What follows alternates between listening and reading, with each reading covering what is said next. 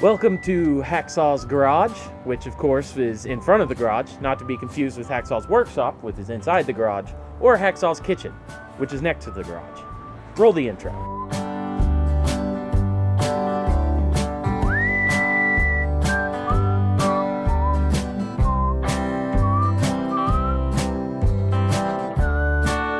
Today we are working on Virginia again. You might recognize this wheel well from such things as the ball joint video from a couple of months ago. Today we got to do brakes. So let's get this wheel off.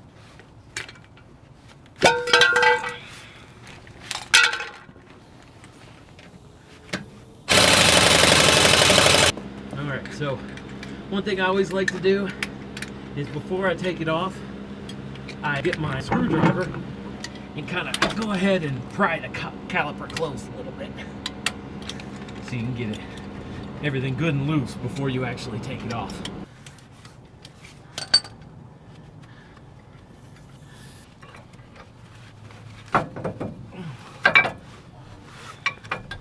Alright, and there's the brake pads.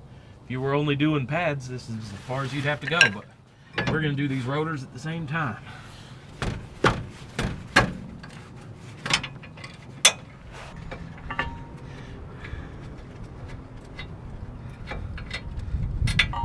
Didn't get the other camera angle. Well, we can do that. And this side's almost done. I mean, at least take it apart.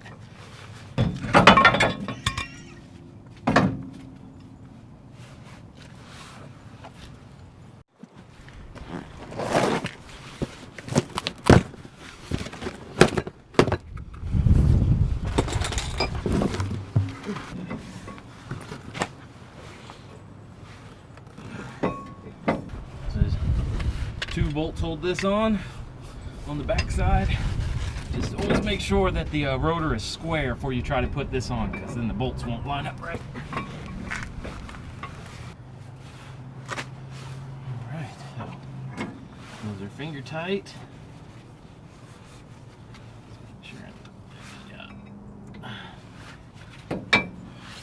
Eagle-eyed viewers know that I should put pads on first.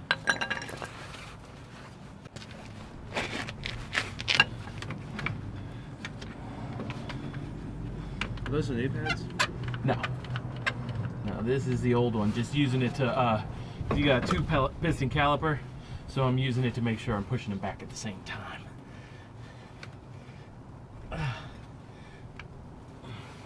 And this clamp method does work. It works pretty well, but you got to have the hand strength for it. And fortunately, my high school nickname was Muscles McGee.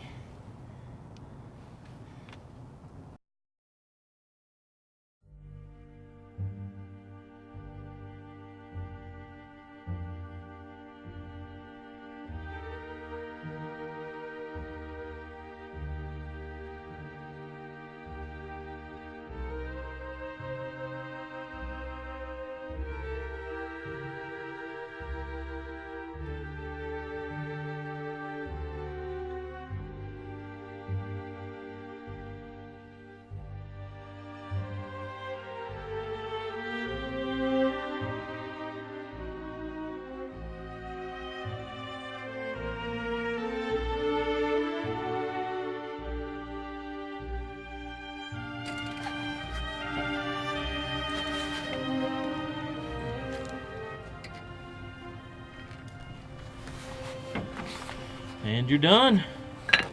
One side down, 3 to go.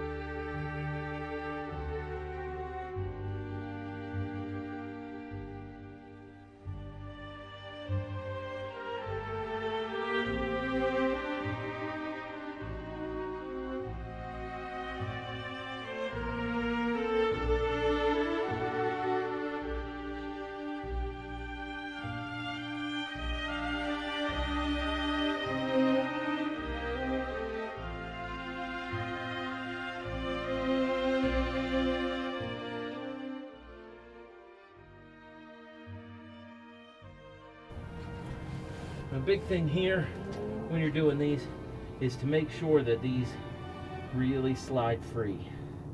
And these do, so that's not a problem. And these back calipers, just like we did in the front. Muscles McGee.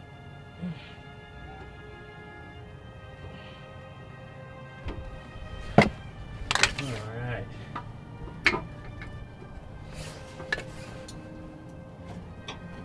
And look at this. I think this might be the first set of rotors that Virginia's ever got. I've never seen anybody put those clips on it, except from the factory.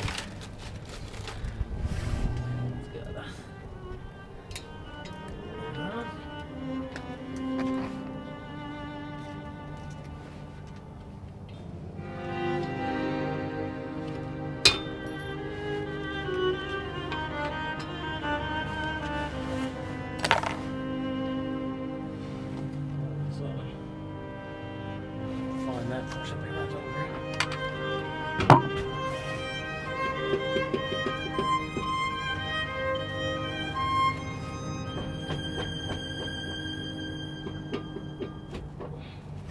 Hammer time.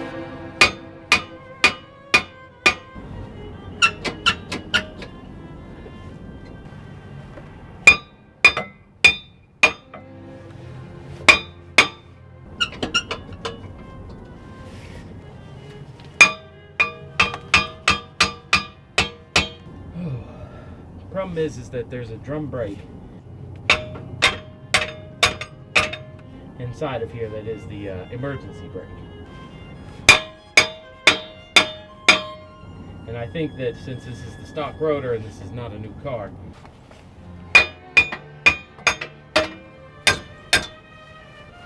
it's probably eaten into that pretty good, so there's a lip on the inside.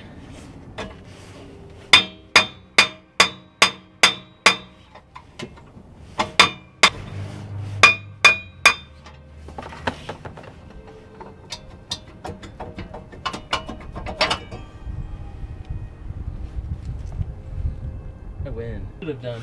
There's an adjuster right there, and I could have popped that little rubber piece out and just adjusted it. Now we'll make sure that the e-brake works. After this is done, or maybe I won't. It's not my car. I think you should. I'm just kidding. I don't use my rear seat brake. People with automatics don't.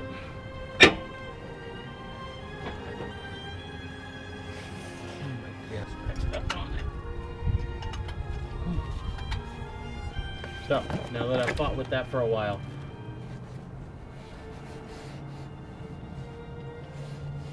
put in the inside pad first. That's why you're watching this on YouTube, right?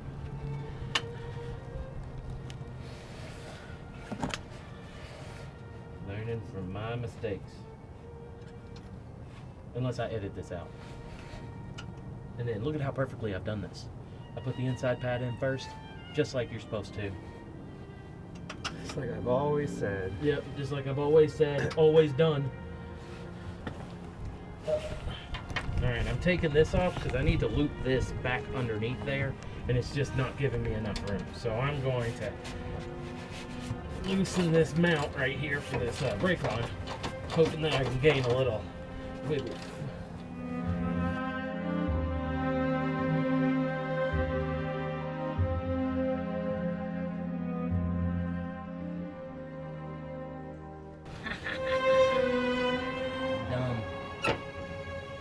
Okay, so again, while you're watching on YouTube, I just struggled because these little things were pushed in. So you gotta make sure when you put them in that they're all the way